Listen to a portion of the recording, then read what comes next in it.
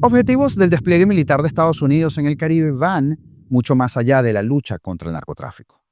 Lo sabe usted, lo sé yo, y vaya que el chavismo reza para que así no sea. Pero lo ratifica James Story. El diplomático atribuye alta probabilidad a que ocurra algo dentro del territorio venezolano y además desmiente la versión del régimen sobre una supuesta guerra por el petróleo. No es una cuestión de petróleo, es una cuestión de estabilidad, terrorismo, migración, derechos humanos y también de democracia. 14 muertos tras nuevos ataques de Estados Unidos contra 4 lanchas, esta vez en el Pacífico. La cosa ya toma color de hormiga. Y aunque Padrino López haga su mejor esfuerzo en disimular y Diosdado llore porque se le está cayendo el negocio, el chiringuito, esto no tiene pinta de que vaya a parar. También repasamos el estercolero de la Asamblea Nacional Chavista, el lugar donde se pagan y se dan el vuelto ellos mismos. Todos repiten como loros, todos aplauden como focas y se comportan como borregos. Allí, donde el jefe de los diálogos por la paz insulta a destajo a todo el mundo como siempre, fuera de sí y con ausencia absoluta de su medicación. Ya escucharán la alta diplomacia. Revelan además audaz plan propuesto al piloto de Maduro para entregarlo a los Estados Unidos y resurgen las dudas sobre la posibilidad de la traición o de una traición al líder del régimen. Todo un tema. Y Rodrigo Paz le responde a Nicolás Maduro. Bolivia representa la democracia y la libertad ahora. Usted, todo lo contrario. Pues de eso y más hablamos el día de hoy, miércoles 29 de octubre de 2025. Yo soy Augusto Navarro y esto se llama Apolítico. Comenzamos. James Story, ex embajador de Estados Unidos para Venezuela y uno de los diplomáticos más conocedores del tablero latinoamericano, rompió su silencio. Y lo hizo con una declaración que marca un punto de inflexión en el lenguaje de Washington hacia Caracas. Hay un 80% de probabilidades de que va a haber algo dentro del territorio de Venezuela. Eso ha dicho. Story, que además fue jefe de operaciones antinarcóticos en Colombia, no es un burócrata cualquiera.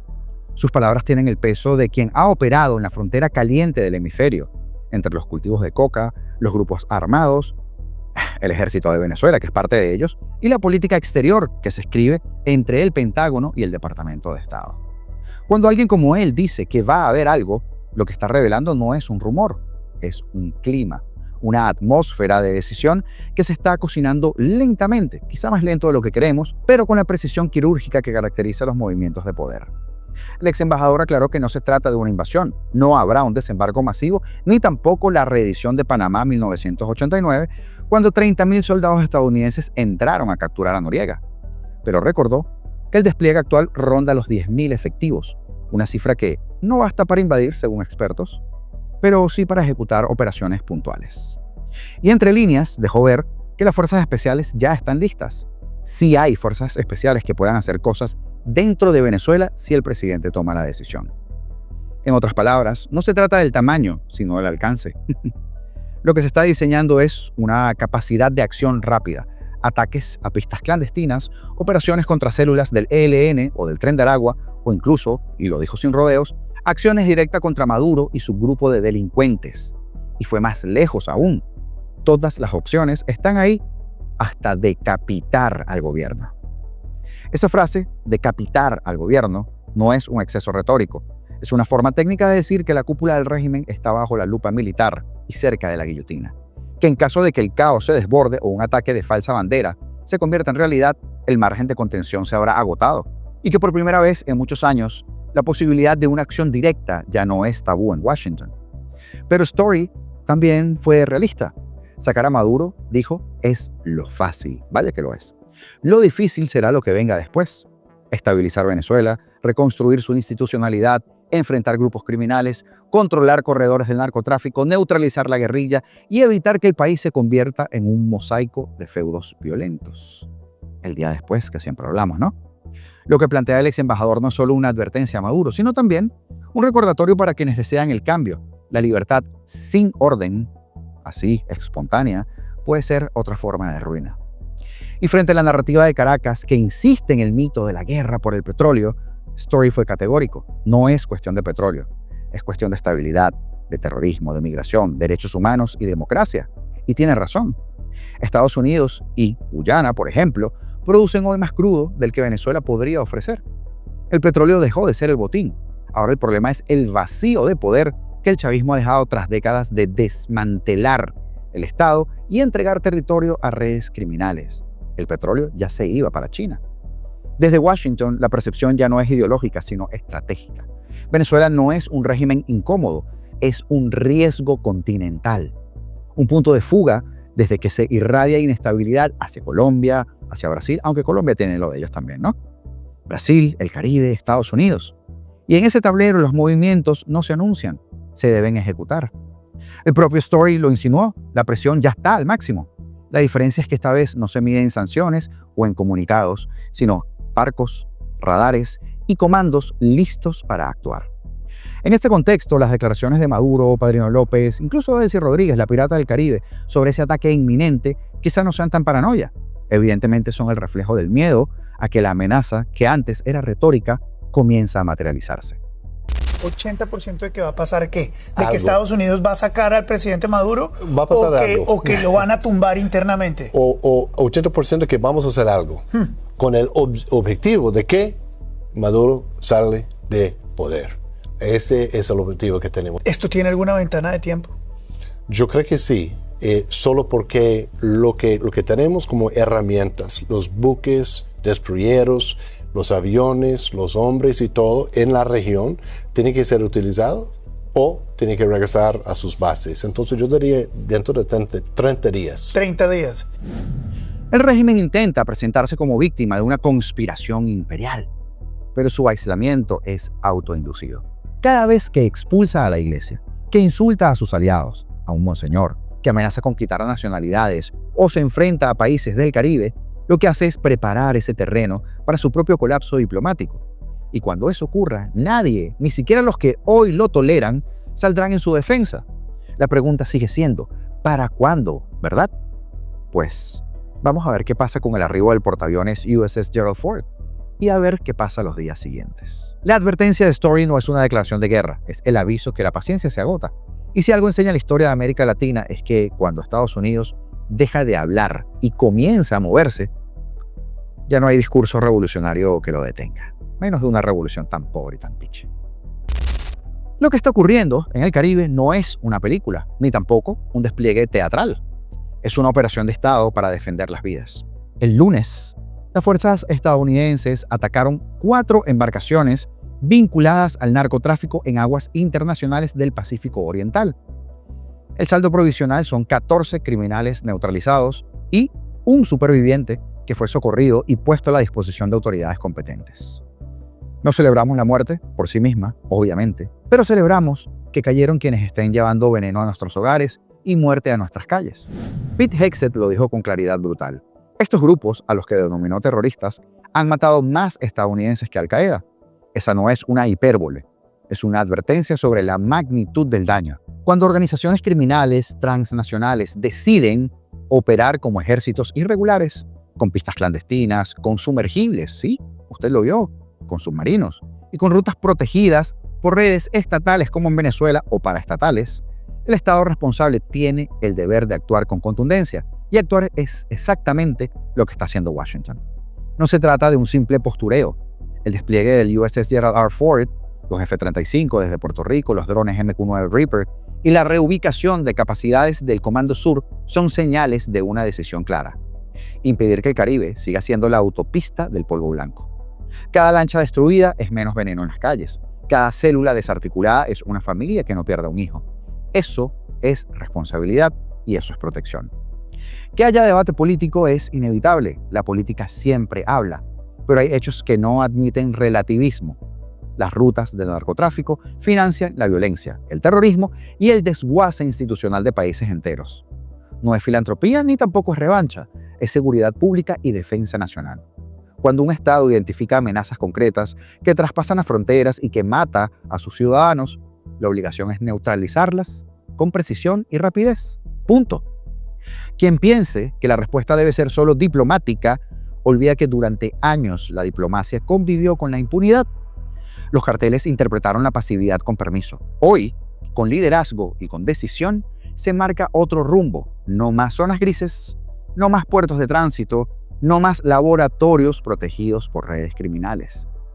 Y el enemigo está claro, las herramientas están desplegadas y la inteligencia combinada con la acción. Está todo esto produciendo resultados letales. Y esto no se trata de una tarea de Estados Unidos. La cooperación regional y la presión internacional son imprescindibles. Gobiernos del Caribe y de Latinoamérica tienen la oportunidad de sumarse activamente, compartir inteligencia, cerrar puertos cómplices, perseguir al lavado de dinero, proteger a los testigos y sancionar a quienes facilitan el crimen. Eso bastante. Los que ahora se rasgan las vestiduras deberían preguntarse si prefieren la retórica o la paz efectiva. Para los venezolanos, que sufren a diario la violencia y la corrupción del régimen, esta acción es un envión de esperanza. Cuando el mundo deja de normalizar la impunidad, algo que está muy generalizado, y toma decisiones contundentes, la posibilidad de cambio crece. Porque las redes que hoy protegen al crimen son las mismas que sostienen a gobernantes ilegítimos. Debilitar a los primeros no es injerencia, es cortar el nervio que alimenta a la opresión. En la guerra contra los cárteles no caben ambivalencias. Si protegemos la vida de nuestros ciudadanos, si cerramos las rutas que exportan muerte, estamos haciendo lo correcto. Si el precio es perseguir y eliminar a quienes han hecho del narcotráfico un arma estratégica, que así sea. La prioridad es clara: proteger a la gente, restaurar la seguridad y devolver la esperanza a las ciudades, a los pueblos que llevan años pagando la cuenta del silencio. Pregunte usted lo que sucede en las fronteras o cerca del arco minero. El mensaje es simple y es urgente. El Caribe deja de ser una autopista del crimen, y quienes pusieron su negocio sobre la vida de los demás van a aprender que no hay un escondite que les valga, porque Estados Unidos ha decidido actuar. Y desde aquí nosotros decimos, bienvenido sea. La política venezolana no deja de producir escenas propias de un thriller, pero esta vez el guión llegó desde fuera, con olor a verdad periodística. La Associated Press revela que un agente federal estadounidense ofreció a uno de los pilotos principales de Nicolás Maduro esa propuesta que suena a guión de película y a oportunidad histórica: desviar discretamente el avión presidencial para que las autoridades de Estados Unidos detuvieran al mandatario. Según la agencia, el intermediario fue el agente Edwin López, que prometía al aviador riqueza y bienestar y protección si aceptaba colaborar. No hubo pacto final, pero sí un intercambio de números de teléfonos y mensajes cifrados durante meses. Y esa sola posibilidad que uno de los cercanos del poder pueda convertirse en la llave para entregar al líder remueve los cimientos del régimen, que siempre creyó que era invulnerable en su círculo más íntimo. Esto no es menor. No. Los regímenes se sostienen por lealtades, no por votos, eso hace tiempo lo sabemos, sino por redes de confianza, personales, favores, sobornos y miedo. Cuando un ápice de traición existe, aunque no se concrete, se introduce una fisura peligrosa en esa red. Porque si un piloto o un custodio o un chofer puede ser tentado, ¿quién más puede serlo, verdad? Y ese pensamiento corroe la cohesión interna del poder más rápido que cualquier sanción. La revelación tiene además una moral sorprendente. La vulnerabilidad del poder no siempre nace en la plaza pública o en la economía. A veces nace en la rutina cotidiana, en el mantenimiento del avión, en la cadena de turnos, en un mensaje nocturno encriptado. No es espectacular por estética, es devastador por eficacia. Una sola decisión de un hombre cansado, uno, ambicioso o desesperado, puede cambiar el curso de la historia. Pero cuidado, porque esto no es una invitación al oportunismo ni a la euforia previsible. No hay aquí un golpe enlatado, ni una celebración prematura. AP reporta que no hubo acuerdo y que por ahora no pasó de intentos de intercambios. Luego vimos a este señor con Maduro. Lo relevante es el dato político. La opción existe y ha existido y ha sido tanteada. Es un dato en sí mismo y como dato obliga a repensar la solidez de la cúpula madurista. Pero hay otra lectura, la ficción ética de la operación. Ofrecer riqueza por traicionar al jefe es parte del oficio de los servicios de inteligencia, de la CIA, por ejemplo. Es una práctica vieja, pero plantea preguntas morales para los actores locales y para la opinión pública internacional. ¿Es acaso legítimo la entrega de un jefe de Estado acusado? Por supuesto que lo es. Lo es cuando ese jefe es señalado por crímenes que afectan a miles. La respuesta es obvia, es clara. Si la justicia internacional no puede llegar por vías ordinarias, ya ni hablemos de la CPI. La creatividad opera como parte del recurso, pero no por ello deja de ser un terreno pantanoso. En términos prácticos, la noticia cambia la conversación. introduce la posibilidad real de que la salida de Maduro no sea exclusivamente política ni tampoco popular, sino una mezcla de desgaste, presión externa e implosión interna. Eso profundiza la incertidumbre y obliga a la oposición, la de verdad, a las democracias vecinas y a los actores internacionales a diseñar planes de transición serios, porque sacar a un jefe es la tarea fácil, a un asesino como Maduro. Lo verdaderamente difícil es lo que viene después, como decía James Story. En resumen, la oferta del piloto no es solo un rumor de inteligencia, es una radiografía del punto de quiebre. Muestra que el régimen es atacable desde donde menos imaginamos. ¿Y de dónde viene eso? De allí, de esa banalidad de lealtad que ellos creen tienen, pero que es comprada. Y mientras algunos celebran la posibilidad, otros deberían prepararse para la etapa más compleja, la reconstrucción que seguirá a la caída. El cuento es bastante bueno de cómo sucedió todo esto y lo dejamos para un programa exclusivo con ese cuento, un programa especial, digamos. Así que suscríbanse para que les llegue el mensajito porque se lo lanzamos en cualquier momento, ¿vale? Bueno, seguimos. Bolivia. Bolivia acaba de mover una pieza clave en el tablero regional. Rodrigo Paz, presidente electo, respondió con una frase que, aunque fue muy breve, tiene el peso de un cambio de época. Vamos a estar del lado de la democracia y de la libertad, ha dicho. Palabras que retumban en Caracas, en Managua y en La Habana, como una herejía para ellos, pero para nosotros una especie de liberación. Porque la elección de Rodrigo Paz no es un hecho aislado, es la señal más reciente de un ciclo que parece agotarse, el del, iba a decir la palabra, socialismo del siglo XXI y su entramado de alianzas ideológicas, económicas y de conveniencias asquerosas que durante 2 décadas buscaron erigir una alternativa al orden liberal occidental. Lo que vemos en Bolivia no es solo un cambio de gobierno, también es una ruptura simbólica con la narrativa de la dignidad revolucionaria, esa que terminó convertida en una máscara con que justifican estos demonios, la represión, la censura y hasta la ruina. El dictador reaccionó con la previsibilidad de quien se sabe en decadencia. Lo acusó de antibolivariano, proimperialista y hasta lanzó su clásico conjuro: el que se mete con Venezuela se seca. Vaya que se están secando, chavistas. Vaya que se están secando. Pero ya esa amenaza no tiene eco fuera de las fronteras. La región ha cambiado. Los pueblos, incluso, que alguna vez compraron esa retórica de resistencia antiimperialista, ahora miden la dignidad en hospitales abiertos, alimentos disponibles, libertades garantizadas y no en discursos interminables y la misma paja de siempre, y me perdonan la palabra. La suspensión de Bolivia de la Alianza Bolivariana para los Pueblos de Nuestra América, el ALBA, es casi anecdótica. Ese bloque, alguna vez presentado como nuevo eje de la soberanía latinoamericana, hoy es un cascaroncito ideológico sostenido por 3 dictaduras y un puñado de microestados que dependen del petróleo, de los regalictos o la cooperación venezolana. Que un país como Bolivia, uno de sus miembros fundadores, se aparte voluntariamente no es un acto de política exterior, es simplemente una declaración moral. Rodrigo Paz ha dicho algo que rompe el hechizo, que Bolivia no gana nada con el ALBA, y tiene razón. No ganó en comercio, no ganó en inversión y tampoco ganó en libertades, todo lo contrario. Ganó en aislamiento y en un discurso hueco.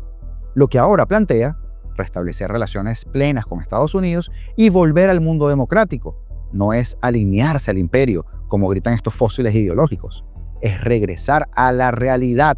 Pero es que la reacción de Maduro y de los suyos revela que el miedo a que ese ejemplo boliviano se propague es grande. Porque si Bolivia, con su historia, su memoria de luchas sociales y su vínculo profundo con la retórica del proceso, decide gritar hacia la democracia liberal, ¿qué impide que otros sigan el mismo camino? La fuerza de un ejemplo puede más que 1000 sanciones. La era del antiimperialismo de utilería se está agotando. La izquierda latinoamericana, aferrada a discursos que ya no emocionan a nadie, se enfrenta a una nueva generación de líderes que no necesitan disfrazar sus convicciones. Y la pregunta que deja el caso boliviano es simple, pero es profunda. ¿Cuánto tiempo más podrán sostenerse las dictaduras de la dignidad, entre comillas, cuando ya nadie cree en sus mitos? No mucho, ¿verdad? Bolivia ha despertado, y al hacerlo una luz se ha encendido incómoda en el vecindario, porque cuando un pueblo deja de creer en sus verdugos, disfrazados de libertadores, los regímenes autoritarios tiemblan, y no por miedo a perder un aliado, sino por miedo a quedar completamente solos. Y vaya que yo he visto gente haciendo locuras por evitar quedarse completamente solos. La soledad del poder se mide muchas veces no por los enemigos que acumula un gobierno, sino por los aliados que deja de tener. Y en el caso de Nicolás Maduro, esa soledad se ha vuelto un eco cada vez más profundo. Lo que alguna vez fue constelación de países aliados bajo el sello de la Revolución Bolivariana, hoy se desvanece en medio del descrédito, las sanciones y la ruptura de gobiernos con el que ya no quieren cargar el costo político, o los cuales no quieren cargar el costo político de respaldar una dictadura. Esta semana, 3 hechos simultáneos dibujan con precisión el nuevo paisaje del poder en América Latina. Primero, la agencia Associated Press revela lo del agente federal estadounidense Edwin López, que se acercó al piloto principal de Nicolás Maduro con una propuesta tan arriesgada como simbólica, eso que les decía de desviar el avión, para entregar al dictador. En paralelo, desde La Paz, el presidente electo de Bolivia, Rodrigo Paz, responde con una claridad inusual en la diplomacia latinoamericana y le dice directamente a Maduro que la dignidad es vivir en democracia y libertad, en alusión a su decisión de no invitarlo ni a los regímenes de Cuba ni de Nicaragua a su toma de posesión. La Alianza Bolivariana, ALBA, ese viejo club de autócratas asquerosos y caudillos, reaccionó suspendiendo a Bolivia de su membresía. ¡Oh, qué dolor! Pero lo cierto es que en la práctica fue Bolivia quien abandonó al ALBA, no al revés. Paz no hizo más que cerrar un ciclo, el de una América Latina que por 2 décadas orbitó alrededor del eje Caracas-La Habana y que hoy gira en sentido contrario, buscando reconectar con Occidente, la institucionalidad y el libre mercado. Y mientras todo eso ocurría, el chavismo desataba una nueva tormenta diplomática. La Asamblea Nacional, que se inventaron los chavistas, declaró persona non grata a la primer ministro de Trinidad y Tobago, Kamla Persad-Bissessar, acusándola de permitir maniobras militares estadounidenses en su territorio. La soberanía, ¿no? Ellos pueden hacer lo que quieran. Jorge Rodríguez, en un discurso propio de una comedia grotesca, como siempre, insultó a la mandataria con un lenguaje más propio de una taberna que de un parlamento y anunció el fin de los convenios de gas con la isla. No necesitamos el gas de Venezuela. Vamos a ver cuando el ratón aparezca, si lo necesitas o no lo necesitas. Por eso con las 2 manos voy a apoyar este proyecto de acuerdo. Por eso es una razón de honor, de dignidad, de moral, de expresión de soberanía y de independencia venezolana, declarar a esta señora que se arrastra como los gusanos, como persona no grata para esta república que es cuna de libertadores, que es cuna de mujeres y hombres libres. Y además, quiero resaltar del acuerdo que apoyamos de manera unánime la denuncia que ayer hiciera el ciudadano presidente constitucional de la República Bolivariana de Venezuela, Nicolás Maduro Moros, la denuncia de ese acuerdo con Trinidad y Tobago. Venezuela ama al pueblo de Trinidad y Tobago y lo ha demostrado repetidamente. Pero ese es un gobierno deleznable, el de Trinidad y Tobago. Eso es una basura de gobierno, el de Trinidad y Tobago. Esa señora está permitiendo que Trinidad y Tobago sea utilizado como un portaaviones contra Venezuela. Con esa decisión, el régimen no solo corta otro puente económico vital para ellos, sino que confirma su aislamiento voluntario. Cada gesto de paranoia geopolítica lo aleja más de sus vecinos y lo acerca más al abismo. Y todo esto no es una serie de hechos aislados, es el síntoma de un proceso mayor, la implosión del sistema de alianzas que sostuvo al chavismo durante más de 25 años.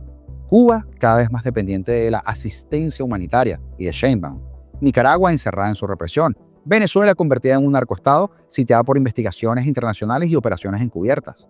Y frente a ello, surgen nuevos liderazgos regionales, como Rodrigo Paz en Bolivia, ya veremos cómo lo evaluamos, o el de Javier Milei en Argentina, que no temen romper el discurso antiimperialista y alinearse abiertamente con el mundo libre.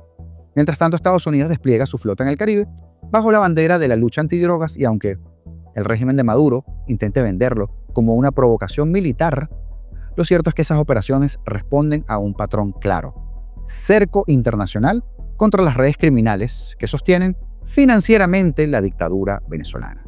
Ya no se trata de sanciones diplomáticas ni tampoco de comunicados contundentes con condenas. Se trata de acciones concretas para desmantelar un sistema que mezcla política, narcotráfico y represión. Maduro lo sabe, por eso grita, por eso insulta, por eso intenta arrastrar al país en su paranoia de conspiraciones externas. No hay una guerra con Venezuela, es contra esos delincuentes. Y cada vez que Maduro hace eso, lo que realmente proyecta es su debilidad, su diplomacia convertida en un espejo roto donde nadie se reconoce. Ni Bolivia, ni Trinidad, ni siquiera buena parte del Caribe quieren ser cómplices de un régimen que convierte enemigos a todos los que no lo aplauden. ¿No lo aplaudes? Enemigo.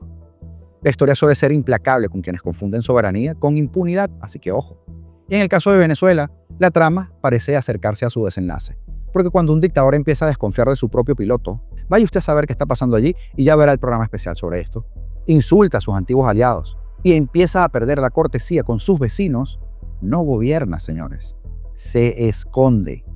Y lo que se esconde, tarde o temprano termina siendo encontrado. Saludos muy especiales el día de hoy para Nelson Rincón, para Ana María y para Guillermo Prieto por apuntarse a la membresía del canal. Una pequeña contribución recurrente que nos ayuda muchísimo a mantener la plataforma. Incluso ahora que seguimos sin internet, creo que hasta hoy en la tarde. También a Luis Castro, a Dani Faría, el pana Dani que siempre está ahí, y a Yoconda Da Vinci, un nombre de usuario muy cool. Señores, al igual que Estados Unidos, vamos a empezar a pisar el acelerador con las noticias. Así que no olviden suscribirse para que YouTube les informe apenas montamos contenido nuevo. Recuerden que interactuar con nuestro contenido es muy, pero muy vital para nosotros porque eso proyecta nuestro contenido y de esa manera podemos llegar a más personas. La forma de hacerlo es muy sencilla. Like, comentario, así sea un hola, yo les respondo cada vez que puedo. Ando sin internet todavía, insisto. Pero bueno, ahí vamos. También recomendarlo a los amigos, distribuirlo en sus círculos personales y así, con cuidado, eso sí. Recuerden que esta gente anda revisando celulares y haciendo cosas locas. Y así, pues, por supuesto, nosotros seguirles llegando o llevando el trabajo de análisis, de información y de actualidad todos los días. Como siempre les digo, libertad o nada, porque seremos libres. Claro que sí.